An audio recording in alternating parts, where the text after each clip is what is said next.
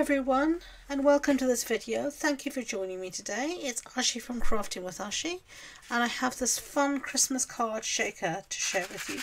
And it's these little light bulbs. Look, it shakes. Isn't it fun? I just love it. I just find it so bright and happy, and in the midst of dark grey winter, I just love it. I am in love with it. So let me show you how I made this. Okay, so I've done some die cutting to save us some time. I've got a piece here of basic white cardstock that measures 14.35 centimeters by 10, and I've used this little light bulb shape to cut out 3 light bulbs here. And this light bulb comes from the Merry and Bright die set, which I'm going to bring in here. You can see it's got lots of different dies to it. I've used a few of these today. You've got the different topping shapes. You've also got different light bulb shapes as well. So we've cut those 3 out of that. And then I've cut out some of our light toppers and all sorts of stuff out of some glimmer paper. And I've also cut out our little strings and stuff like that out of the glimmer paper. Don't waste these. Put this back into your stash. This can be used again for a future project. So I'm going to put all of this aside here. We'll work on that later. I'm going to just work on our base piece to start off with, and we need to give this some colour.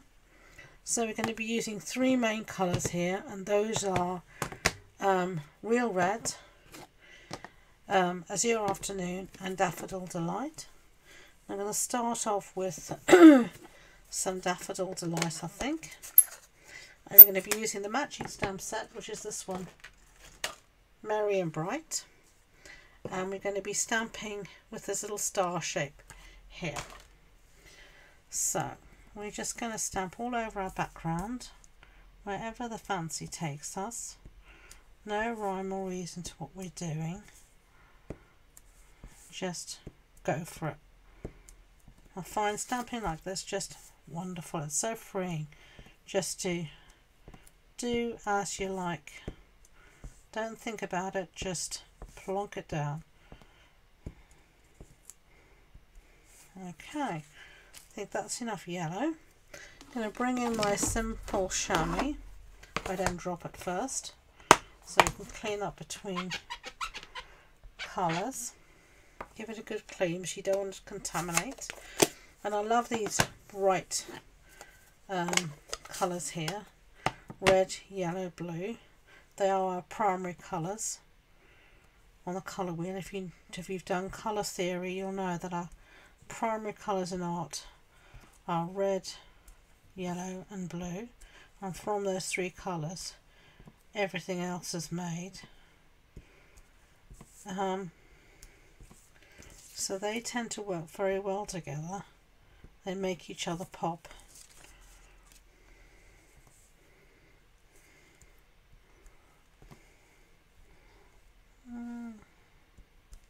Okay, enough of that one. And I've chosen Real Red, Daffodil Delight and Azure Afternoon because I like my primaries to be nice and bright rather than pastels. So these are always my go-to for my primaries. So I'm going to go in now with my Real Red. And this would be a great idea to make if you're making a birthday card for someone. I mean, stars can be used for any occasion. They're not just for Christmas, obviously. You can use them for congratulations, for birthdays, celebrations, all sorts. It's a very versatile stamp.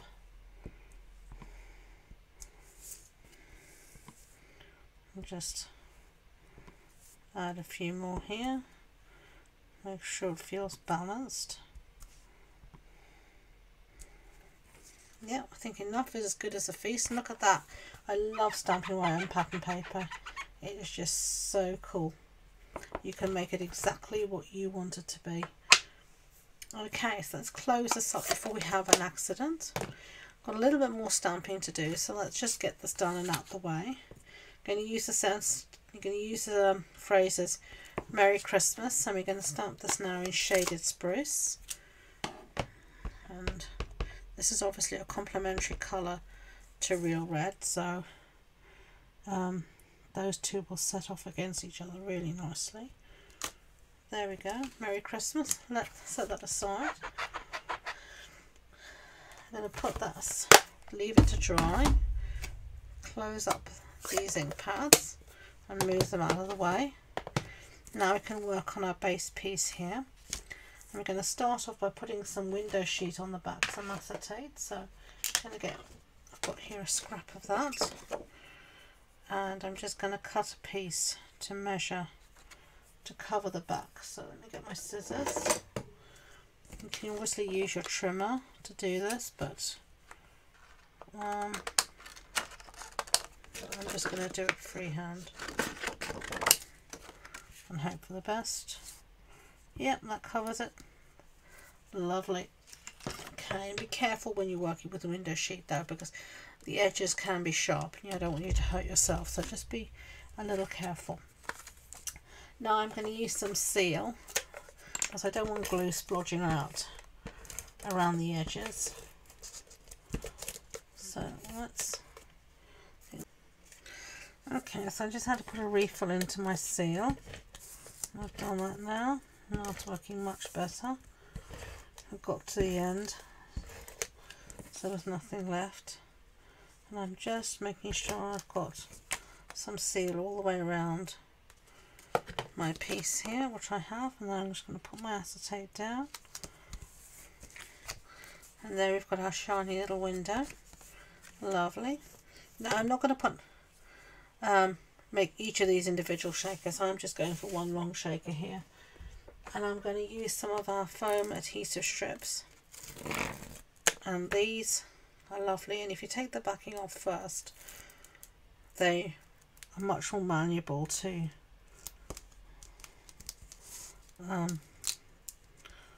curve and manipulate.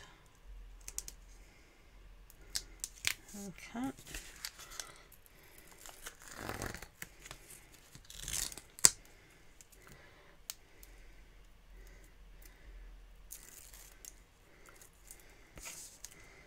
And just make sure you have a really good seal around where any bits join,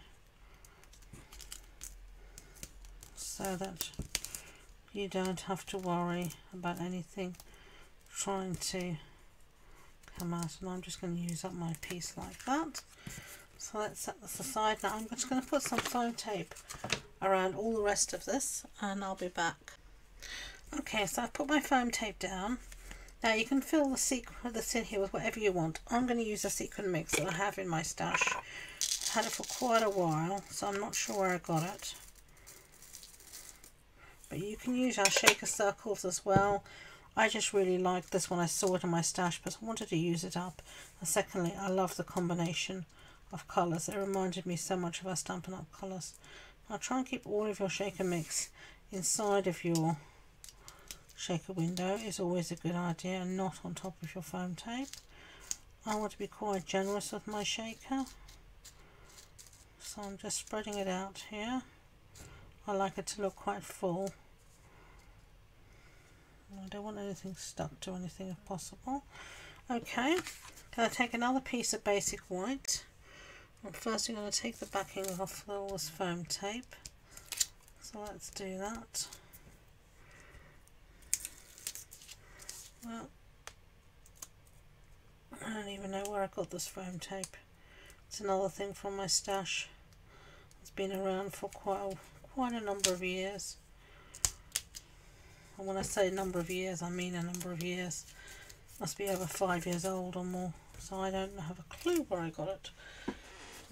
But in part of my goals this last year has been to use what I've got. If I buy new stuff, which of course I have, I need to use it, and I need to try and use what I've got as well, my older stuff, make a dent in my stash. Who else would love to make a dent in their stash? Now I've got this blooming sequins stuck to my tape. I don't know why sequins insist on sticking to you more than anything else, but I'm going to give up the fight with that sequin and put it away. Okay, let's put our piece of basic white down. Don't worry if it's not exactly lined up, you can always trim anything afterward. And now the trick is to give it a really good press down. You want to get all of that mix nicely sealed in there.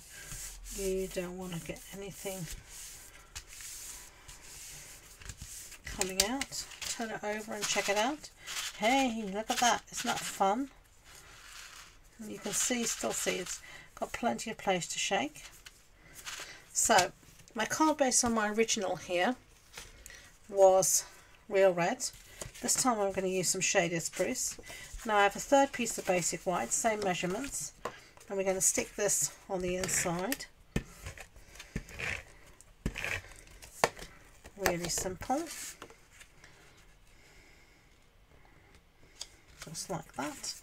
And then I'm going to stick this on the outside, but I'm going to use some Tombow for this to really make sure it's well and truly stuck down, because it's quite a heavy piece, it's quite chunky, and you really don't want it going anywhere. Okay, so I'll just put this down. The Tombow gives you a little wriggle room to get things lined up. Does that look okay? I think it does. Give it a good press down. Sometimes it's easier from the back. Just like that. Isn't that fun? So, finishing touches. Let's bring back those dies. And we have this die here, and this cuts out two different pieces.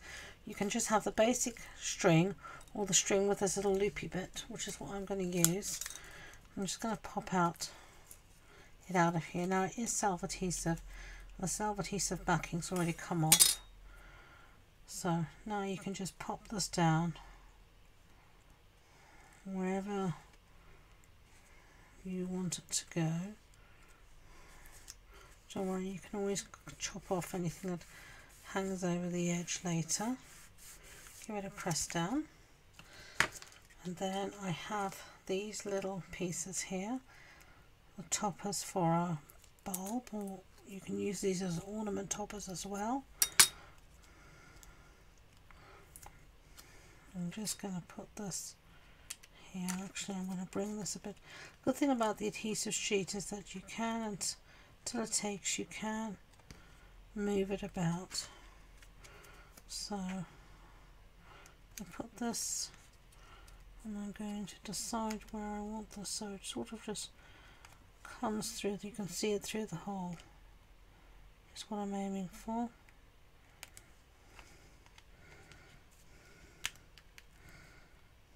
Something like, don't want to play ball. Something like that.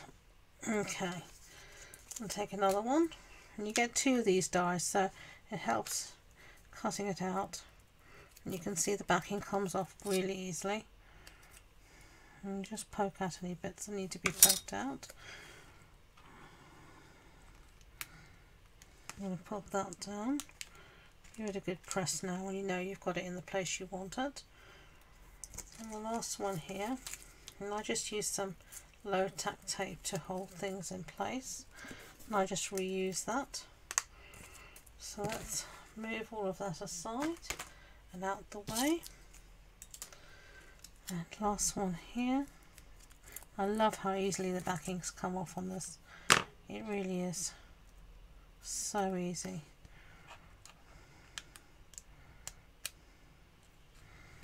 Okay, now everything's in the right place. Give it all a really good press down. I'm going to go from the back as I normally do.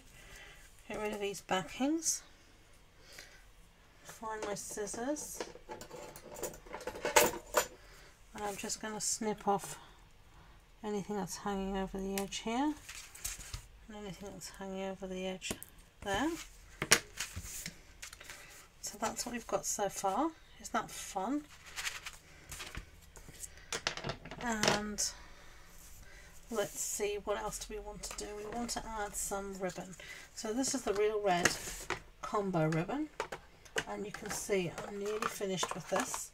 Luckily I do have another reel because I love this ribbon. I've got bits of glimmer paper sticking to me too. So I'm going to give this, try and do a bow as best as I can. As you know, I'm not the best at bows, but that will have to do us today.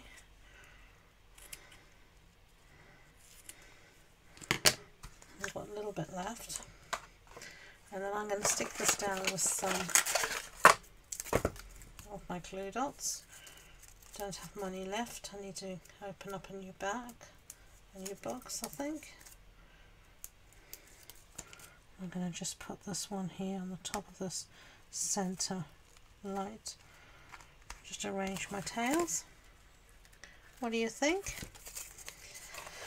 And all that's left for us to do now is to cut out our sentiments. So I'm just going to do that with my scissors quickly. That's why I love this stamp set. It's so easy. The sentiments are so easy to cut out. You don't need to worry about having a specific die or anything. You just go cut around the box, which most of us can do, I think, even if we don't like fussy cutting. This is the easiest of the easiest. Okay, and then I'm going to use some more of those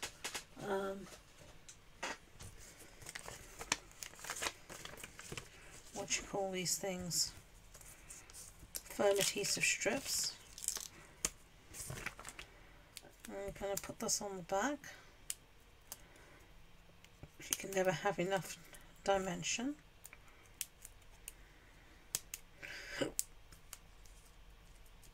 Yeah, it's wanting to stick to me, obviously. It's always the way. Okay, and here we have Christmas. And Mary, I think like that this time. Okay, so we are done. So thank you for sticking with me, and I really hope you like these fun shaker light bulb cards. If you want more information about the project, the supply list, the measurements, etc., it's all in the blog post on my website, and the links to that and all my social media links are in the description box below. So thank you again, and until next time, enjoy being creative. Bye.